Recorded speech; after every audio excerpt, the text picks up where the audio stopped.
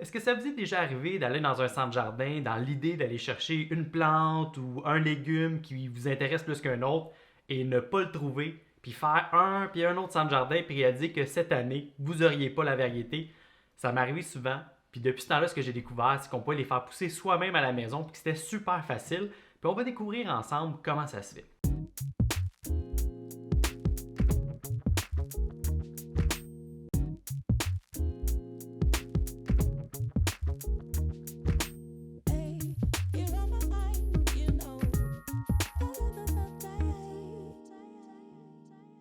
Salut, je m'appelle Guillaume Mousseau, passionné d'horticulture. On va découvrir ensemble comment faire des semis, comment partir de la graine jusqu'à votre potager, puis assurer que vous ayez la variété que vous cherchez pour votre potager. Première étape, il nous faut des graines. C'est assez simple, mais sur les graines, ce qui est intéressant, c'est que vous allez avoir plein d'informations sur comment partir vos semis. Il y a une date où est-ce qu'on doit commencer nos semis et c'est indiqué sur les sachets. Donc, on choisit la bonne période de l'année et on part nos semis. Ensuite, qu'est-ce que vous allez avoir de besoin? Bien sûr, c'est la terre. Donc, on va penser à un terreau d'empotage. Donc, vraiment quelque chose qui est fait pour les semis parce que ça va être des petites racines qui doivent pousser rapidement. Donc, vraiment, on va regarder ça ensemble, mais c'est une terre qui est très, très spécifique pour ça. Donc, juste quand je vais la verser, vous allez voir, là, c'est très, très fin et ça permet vraiment que les racines poussent bien. Quand on a notre terreau comme ça ici, ce qui est important, c'est qu'on va venir défaire la terre pour être sûr qu'il n'y ait pas de moton à l'intérieur. Donc, ça va aider à ce que vraiment les racines puissent bien se déployer dans la terre.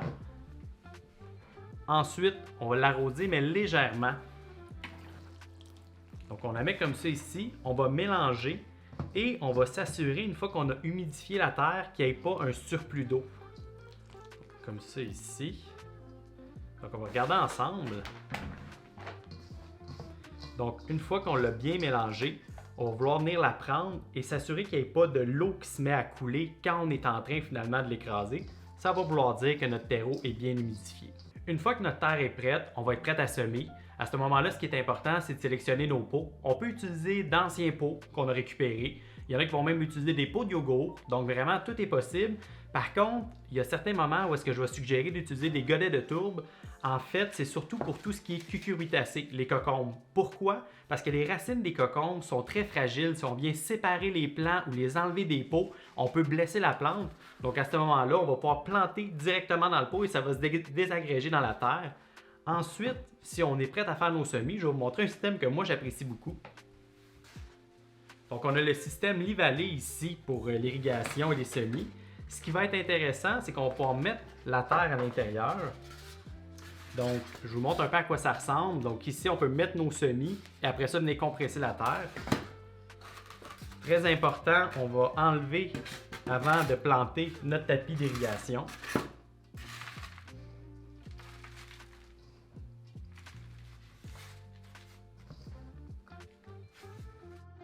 Donc, je vous montre à quoi ça ressemble. Une fois qu'on a placé notre terre, on va vraiment essayer de venir l'égaliser. Puis, ici, on va venir compresser légèrement. Comme c'est ici. On peut venir enlever tout ce qui est surplus de terre là, pour vraiment laisser la place à nos racines. Ensuite, une fois qu'on a fait cette section-là, on vient soulever ça ici et c'est là que ça devient vraiment intéressant parce que les semis, ben, vous le savez tous, si vous en avez fait déjà à la maison, si on oublie une journée de les arroser, on pourrait tous les perdre et c'est là que le système d'auto-arrosage va être très intéressant. Donc, on vient prendre notre tapis capillaire, on vient l'installer ici.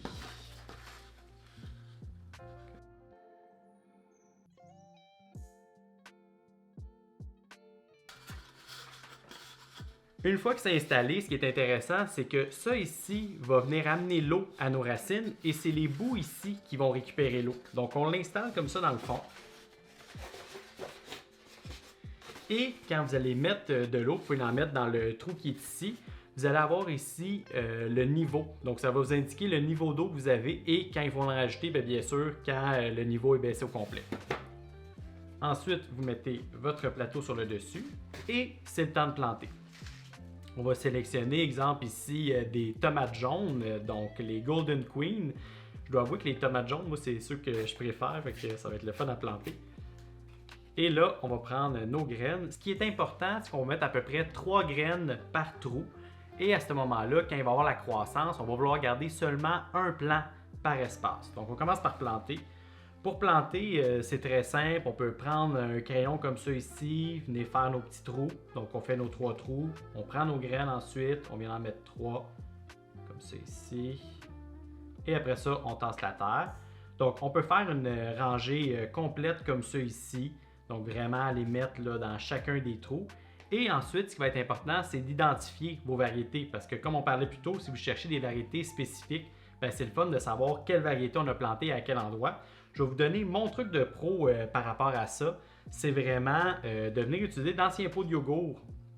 Donc on peut venir couper notre pot de yogourt et faire des languettes avec qu'on va pouvoir utiliser pour identifier.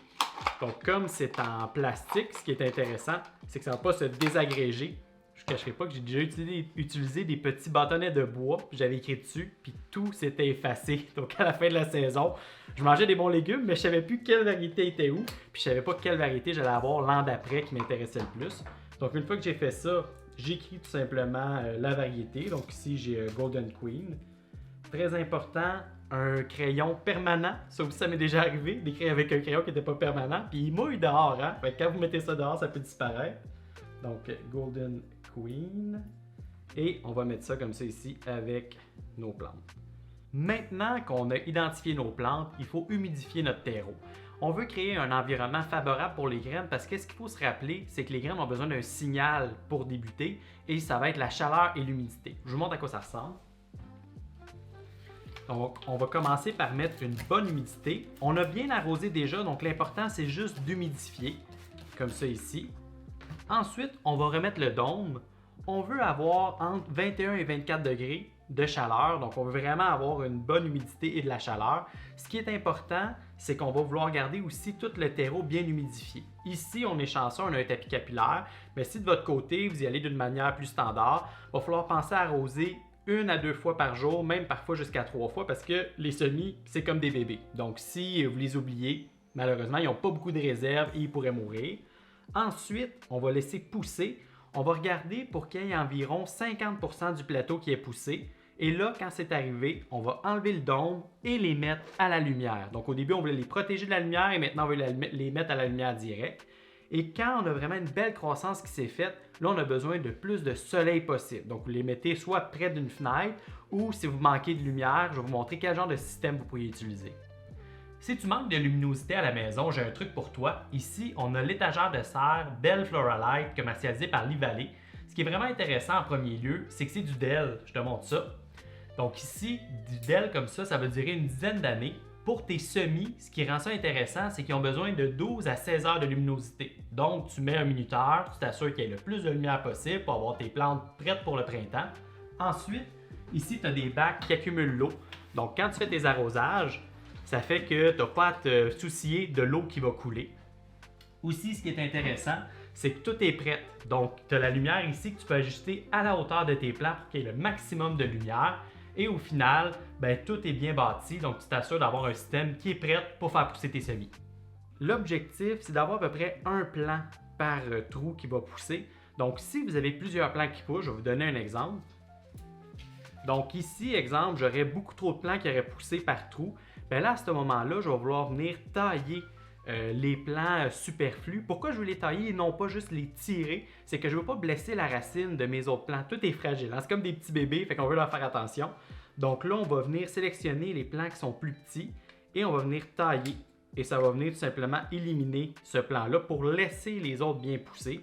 C'est vraiment le truc que je vais vous donner.